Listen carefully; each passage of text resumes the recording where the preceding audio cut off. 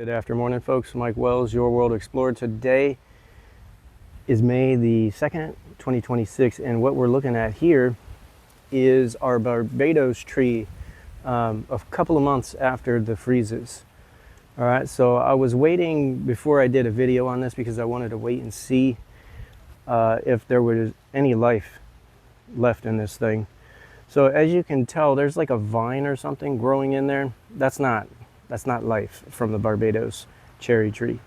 That's just simply the vines, green leaves. But down here, let's look at the base. This thing got quite large over its lifespan here on this property. I think it's like 7 years old.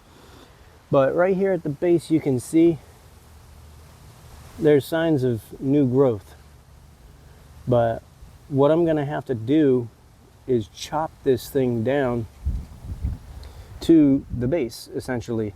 Now, I was contemplating either doing that or just ripping it out and planting a new one here. I'm not sure, but apparently these Barbados cherries do not weather well when it comes to the freezes. So that's what we've learned this winter. This winter we had the worst freezes we've had in over 35 years. It's like a 30-year freeze event. So zones 9A, 10B border.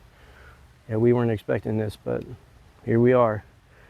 Anyhow, thanks for watching. Don't forget to like, subscribe. That helps the channel grow, and stay tuned because I want to keep you updated on the progress of our Barbados cherry trees going forward. Have a great day.